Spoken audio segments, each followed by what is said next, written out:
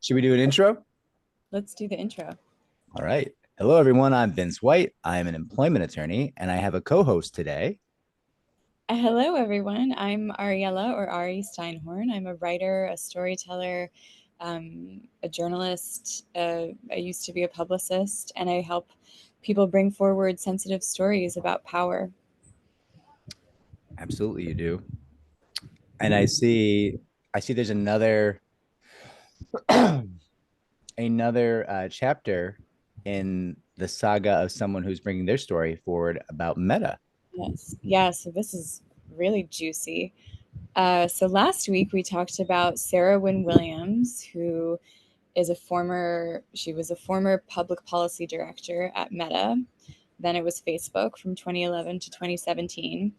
And she is publishing a memoir, or it's been published, called Careless People, which includes some pretty damning information about Meta and the executives, especially Mark Zuckerberg and Sheryl Sandberg.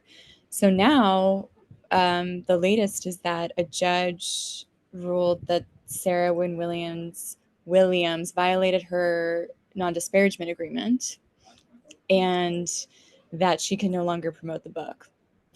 But the last I saw, her publisher put out a statement saying, like, this is appalling. Like, this doesn't change anything for us as the publisher, Macmillan, that like Meta's trying to, the free speech company is trying to silence an author. So yeah, it's getting real juicy. And I honestly think it's better for her book sales. As long as she gets to keep the money. Yeah. Yeah.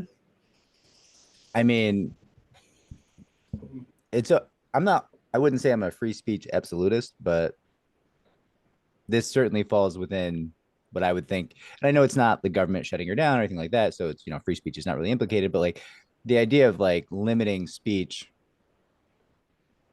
because a company is like, you signed an agreement, just have a civil case. Let Right. let the speech go. And then if there's penalties, there's penalties. If there's a breach, so be it. She can pay. But like halting sales of the book, I'm very uncomfortable with that.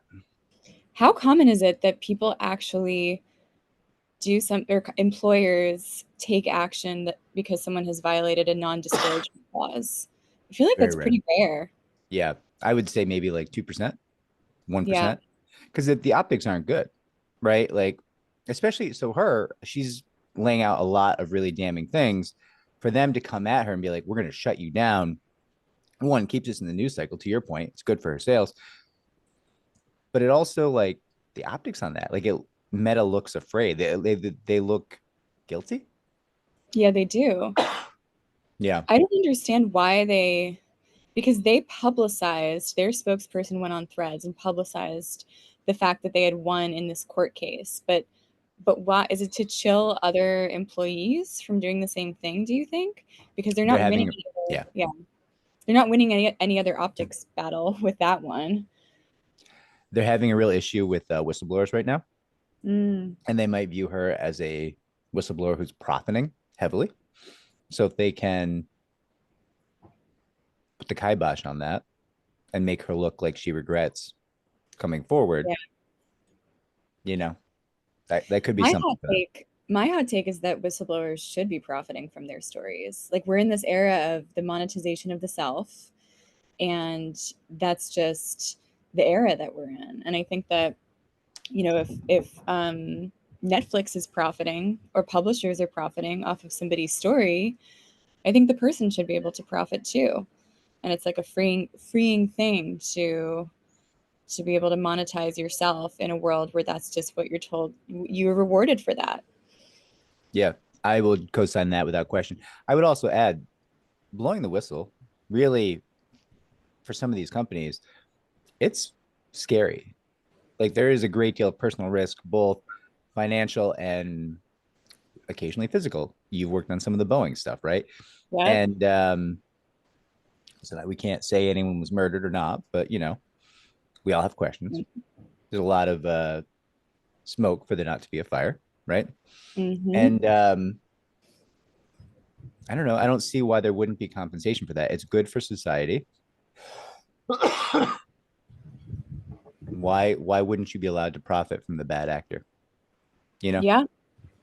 I Yeah, agree. I think if it's, if it's something that happened to you and a publisher or Netflix or Hulu or whatever have done their due diligence and they believe you're telling the truth and you are telling the truth, then like, and the world is being entertained by you, I think that you should.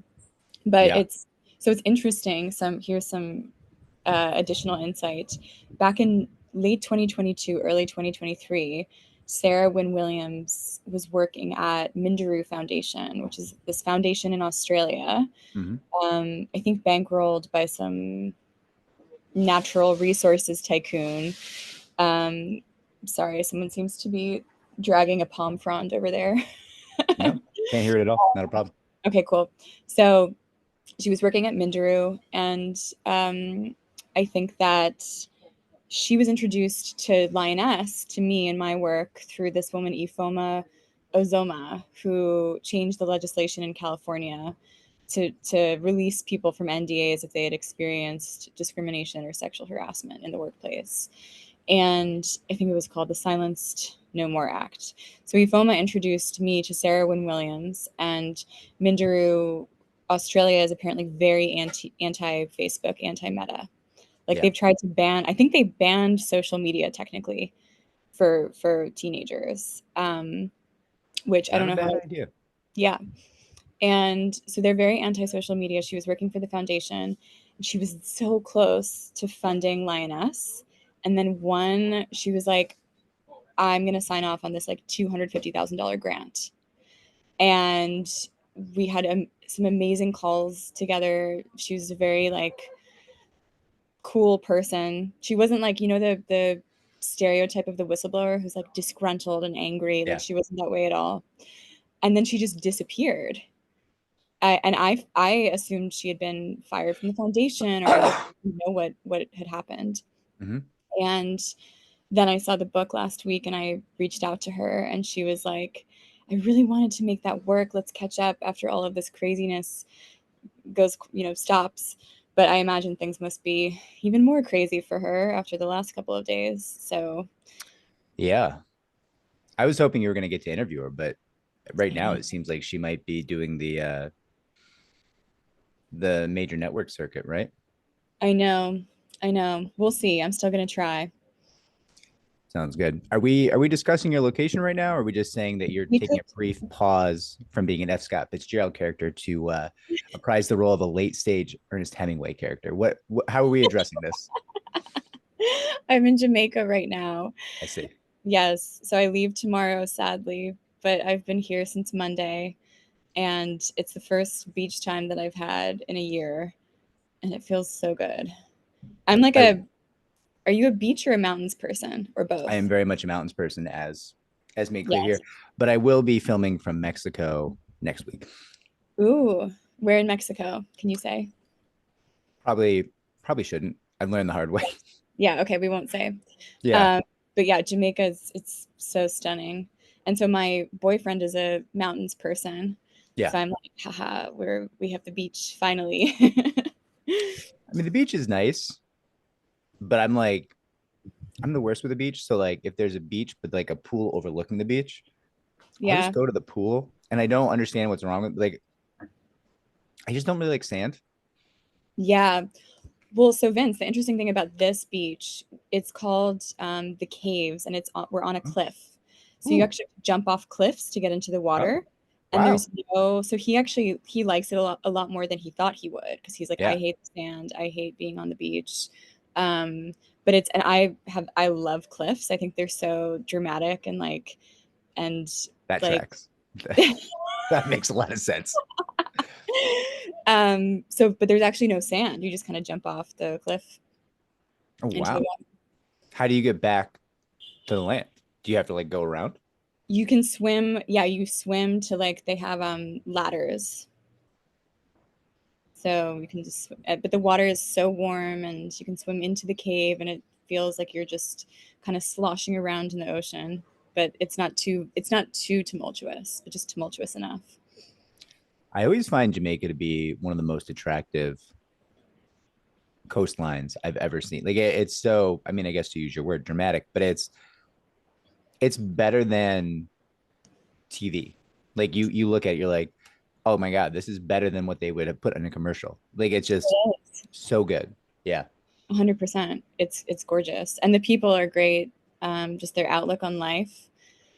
Like everything's going to be okay is sort of their outlook. Yeah. I was last time I was in Jamaica, I was like, I'm gonna go listen to some music. And the resort, like security people were like, nah, that's a bad idea. And I was like, really? And they're like, yeah, don't do that. And I was like, Interesting. um, okay. I mean, it's like a concert venue. Like it's like legit. I'm not going to a house party or something. And they're like, no, not a good time. I was like, Wow. okay, I guess. I'm not local. I don't know what goes on here. So like, I It's guess. interesting because like we met this couple yesterday, last night, who just came to our resort, and they were staying at the Sandals, and they were like, the Sandals didn't let us leave. Like, Yeah. but they thought it was a money thing, that they just like wanted them. They were like, spend all of your money here and like don't leave the Sandals. But this place is not like that at all. It's very like boutique, like laid back. So they're like, this is nice. We're not being imprisoned by the Sandals. Yeah. Yeah, for sure. It was an interesting experience having the staff just be like, Nope. because that's never happened to me anywhere else, Yeah, obviously. it hasn't. Um, Where were you staying? um, what was it called? The I'm in Negril right now. in the grill. Hold on. Negril on the west, but there's like Montego Bay. Um, Kingston is a bit more dangerous. I was on like a peninsula, Okay, like jutting out from the land. I don't remember the area. okay. Trying to pull it When up. you Excuse me. next week, you can tell me. Yeah, we Weeks don't need to ago. do it live. Should we move on to the next story? Yes. So, have you ever had any of these hair discrimination cases? I This is a have. story you have. Okay. So hair discrimination was a much bigger deal in New York, much earlier, to New York's credit, than it was in the rest of the country. We were bringing hair discrimination cases, and I think this was self-evident, but many people, including some courts, did not agree. We were like, okay, so the hair is fundamental. It's like your hair, it's your race, it's your genetic code, Mm-hmm. and race and genetic code are both protected classes.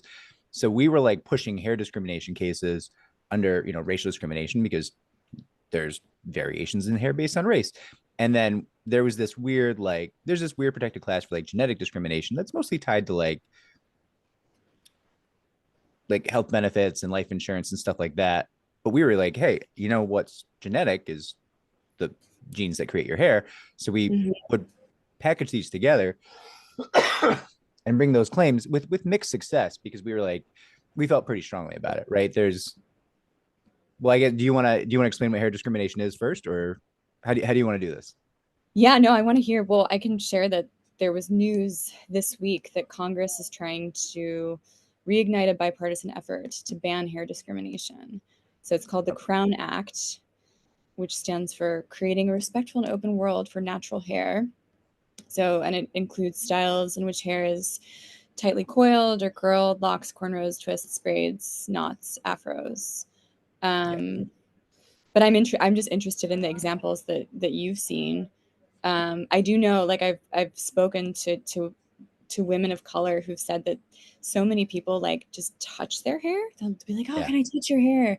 And they're like, "No, you can't Yeah. just touch." Like, no one's saying that to me. But yeah, I'm wondering what cases you've seen. So let me first fall on my sword. In my younger days, I would absolutely be the guy like, yo, your hair is so cool. And like Yeah, in my mind, I was like, I'm just being positive. But now, decades later, I'm like, oh God, I was that guy. That's the worst. Um, and I just sincerely was like, that hair is cool. to At be that fair though, time. I think that's different from like I'm going to touch your hair. Oh yeah, You yeah. I know I am not the human being who's gonna reach out and touch someone. That's never gonna happen. I've literally paid people to stop hugging me. Like what? I want I to took hear it.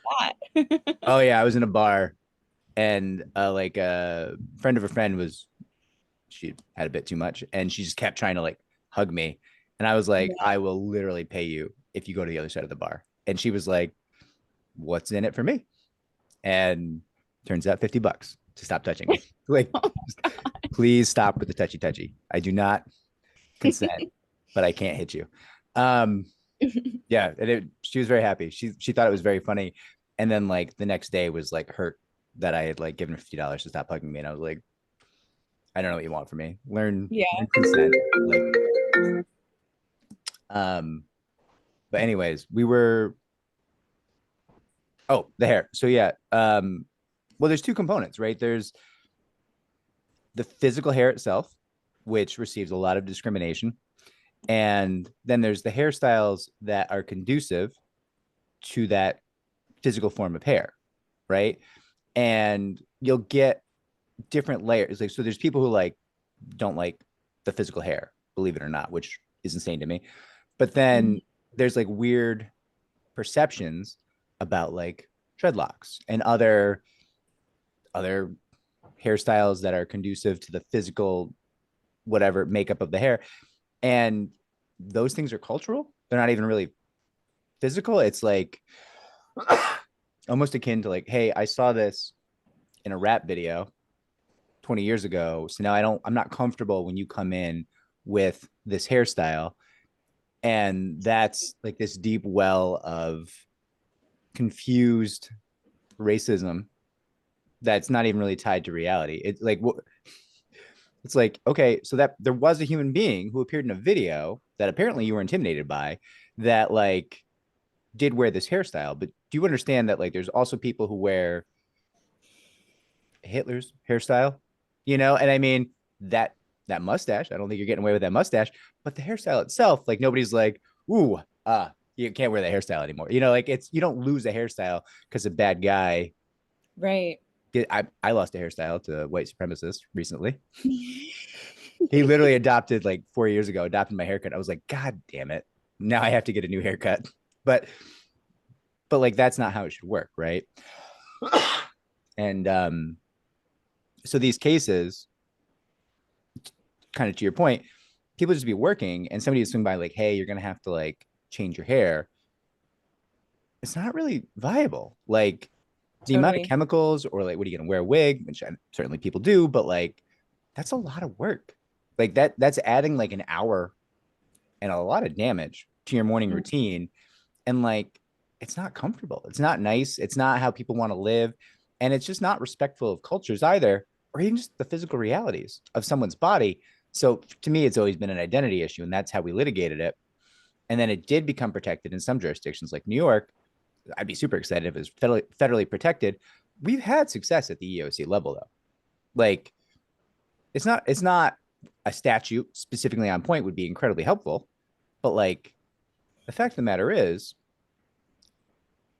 it is racially motivated. Like it's I am Yeah, this race, so absolutely. my hair is this way. So the end. And it's also equating a certain hairstyle with something that's like dangerous or improper, or like if you're saying this hairstyle is like this person in a this is the same as this hairstyle of this rapper who is running around with guns. It's like, well, there are plenty of, as to your point, plenty of neo-Nazis with hairstyles running around with guns, but no one's equating that haircut with like danger or like being improper in the workplace or like you don't have decor. Yeah, it's just othering. I don't Yeah, I don't have that. I don't know that. I don't like seeing it. It scares yeah. me. Like, and it's just like, come on now. Like this doesn't have to be this way, but I don't know. It's Mhm. it's sad to see. So I'd be super pumped if they actually passed that law. I also would be surprised if they passed it, but like very excited. Mhm. That'd be great. I Yeah, feel a lot better that's about the world in general. That'd be like a nice sign in some ways. right? It would. Yeah.